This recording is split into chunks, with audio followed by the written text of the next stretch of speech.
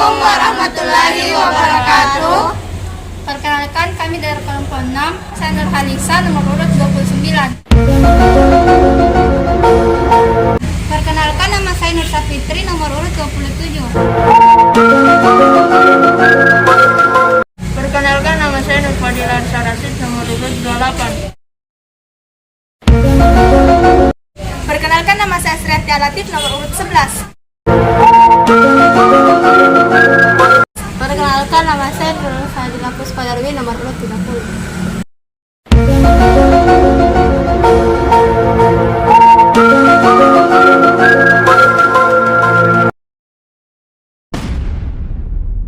Yang telah ditunggu-tunggu. Pada kesempatan kali ini, kami akan melakukan uji coba atau praktikum, yaitu pengaruh intensitas cahaya dan suhu terhadap laju fotosintesis. Alat yang digunakan adalah yang pertama 3 beker gelas atau gelas kimia besar, tapi kita ganti dengan 3 buah botol air mineral berukuran 1,5 liter yang telah dipotong.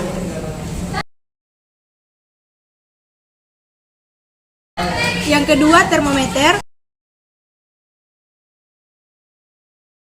Yang ketiga 3 buah tabung reaksi.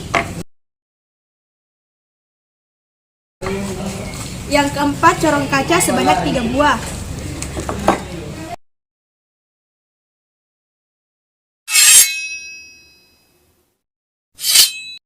Bahan yang digunakan yaitu pertama hidrila,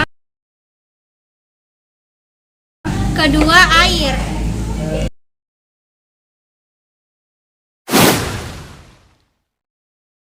Baiklah, sekarang saya akan melakukan percobaan menggunakan air yang bersuhu normal. Pertama-tama, sediakan alat-alat dan bahan-bahan yang tadi sudah disebutkan, seperti ini. Pertama, saya akan mengukur suhu air menggunakan termometer. Saya akan mengukur suhu air pada wadah ini. Diamkan dalam beberapa saat hingga termometernya bekerja dan mengukur suhunya. Baiklah, sekarang kita lihat suhu airnya pada garis 32 derajat. Kita tulis dulu. Setelah itu kita ambil corong kacanya dan memasukkan tanaman airnya seperti ini.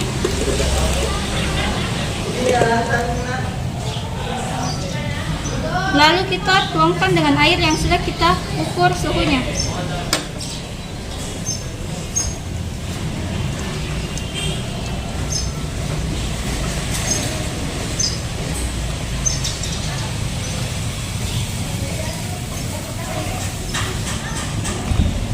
Tidak usah sampai full, hanya sampai di sini saja. Lalu kita tutup dengan tabung reaksinya. Dan begitu pula dengan wadah berikutnya. Setelah tampilannya seperti ini, saya akan menaruh 3 wadah ini di 3 tempat, yaitu tempat yang terkena sinar matahari langsung, tempat gelap, dan tempat yang tidak terkena sinar matahari langsung. Baiklah, wadah pertama saya tempatkan di tempat yang terkena sinar matahari langsung. Saya stopwatch selama 2 jam. Baiklah, lalu pada wadah kedua saya menaruhnya di tempat gelap dan tidak terkena sinar matahari langsung. Dan saya juga akan menghitungnya selama 2 jam. Dimulai dari lalu yang terakhir, wadah yang terakhir saya menaruhnya di tempat yang teduh dan tidak terkena sinar matahari secara langsung. Dan saya juga akan mengatur waktunya selama 2 jam dimulai dari sekarang. Setelah wadahnya ditaruh semua, nanti kita akan kembali pada 2 jam berikutnya. Percobaan kedua dilakukan dengan air panas. Pertama, kami akan mengukur suhu air tersebut.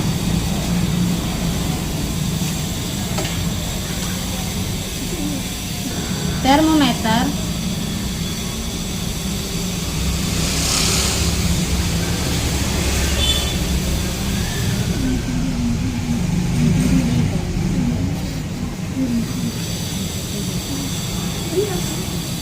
Setelah diukur suhu air di garis 53 derajat.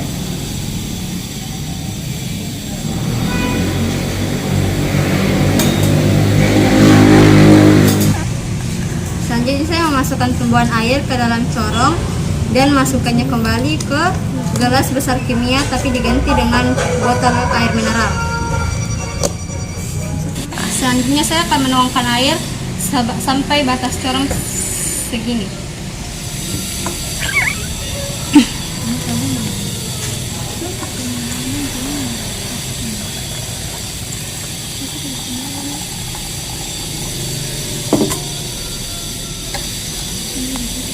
Lalu ditutup dengan tabung reaksi.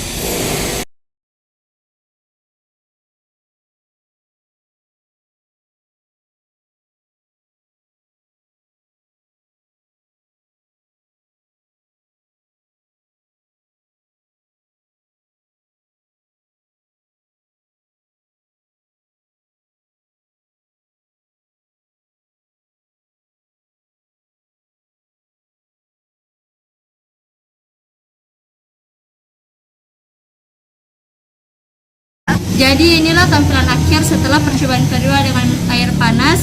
Alat dan bahan sudah dimasukkan ke dalam gelas kimia besar. Selanjutnya kita akan meletakkan di 3 tempat, yaitu tempat yang terang, redup, dan gelap. Setelahnya, saya meletakkan wadah A yang berisikan air panas di tempat yang terang dan menetapkan waktu selama 2 jam dan menunggunya. Dimulai dari sekarang. Saya menaruh wadah yang berisi air panas di tempat gelap dengan waktu 2 jam dimulai dari sekarang. Wadah yang terakhir diletakkan di tempat yang redup dan mengatur waktu selama 2 jam dan menunggunya dimulai dari sekarang.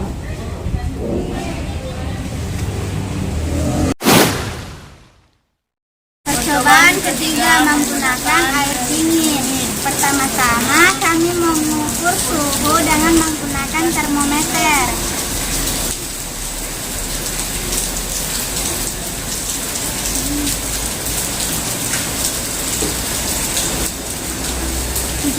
Celcius. Kemudian kami memasukkan tanaman air ke dalam corong kaca. Lalu dimasukkan ke dalam botol plastik.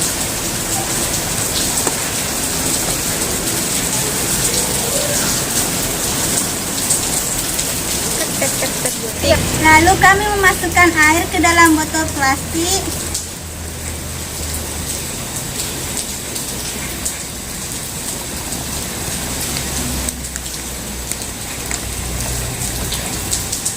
Sebanyak ini. Inilah tampilan akhir ketiga wadah ini. Kami akan membawa ketiga wadah tersebut ke 3 tempat: terang, gelap, redup. Wadah pertama saya meletakkan di tempat yang gelap. Kemudian saya mengatur waktu selama 2 jam dimulai dari sekarang. Wadah kedua saya letakkan ke tempat redup dan mengatur waktu selama 2 jam dimulai dari sekarang. Wadah ketiga kami meletakkan di tempat yang terang dan mengatur waktu selama 2 jam dimulai dari sekarang.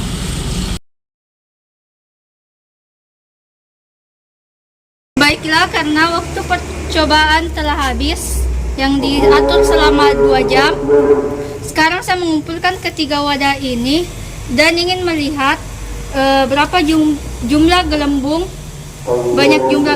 pada wadah yang terang, gelap, dan redup. Kita lihat sekarang pada wadah terang.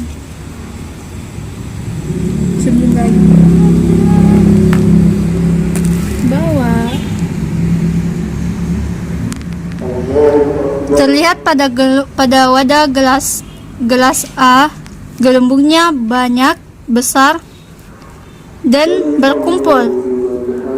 Mari kita lihat ke wadah B, yaitu tempat gelap. Gelembungnya tidak terlalu terlihat karena kecil dan sedikit.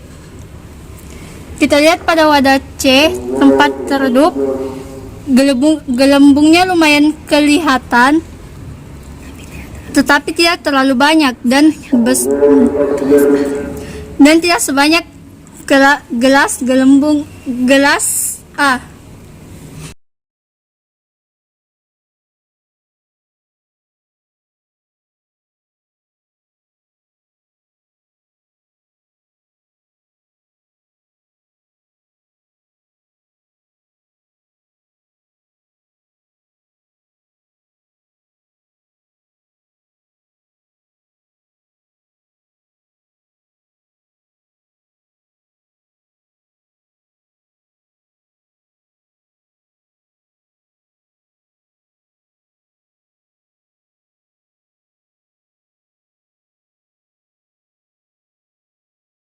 Kami berdua akan menjawab pertanyaan dari Bioriset 2.3. Pertanyaan pertama, berapa banyak gelembung gas yang terkumpul pada dasar tabung reaksi?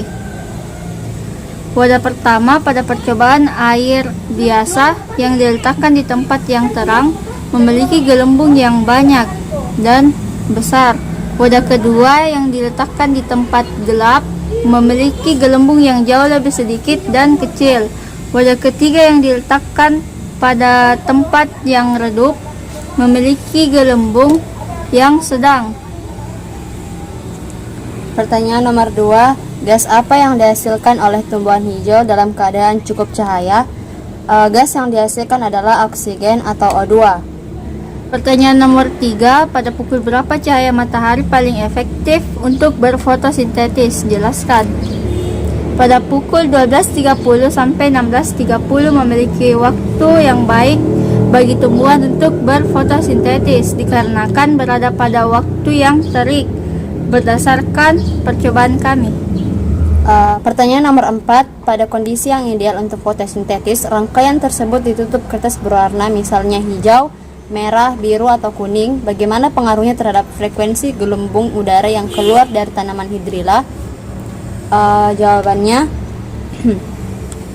tidak ada warna tertentu yang dapat menentukan bahwa pengaruh terhadap frekuensi gelombang udara yang keluar dari tanaman hidrilla itu bisa efektif. Pertanyaan nomor 5, jika air yang digunakan diganti dengan air keruh, apa yang akan terjadi? Apakah ada pengaruhnya terhadap frekuensi gelembung udara? Jawabannya iya, berpengaruh karena dapat menghambat laju fotosintesis dan berpengaruh juga terhadap gelembung udara yang disebabkan air yang tidak bersih sehingga partikel-partikel kotoran menutupi saluran fotosintesis. Saya akan menyimpulkan mengenai hasil dari percobaan hari ini. Intinya, percobaan ini kita bisa mengetahui bahwa berkat kuasa Allah Subhanahu wa Ta'ala menciptakan matahari yang sangat berpengaruh terhadap laju tumbuhan, sehingga tumbuhan dapat hidup dan berfotosintesis. Di daun, karbon dioksida dan air berproses dengan sinar matahari menghasilkan glukosa, oksigen, dan air. Proses panjang inilah yang disebut dengan berfotosintesis. Baiklah, itulah tadi video praktikum percobaan untuk mengetahui pengaruh intensitas cahaya dan suhu terhadap laju fotosintesis. Kurang dan lebihnya mohon dimaafkan. Wassalamualaikum warahmatullahi wabarakatuh.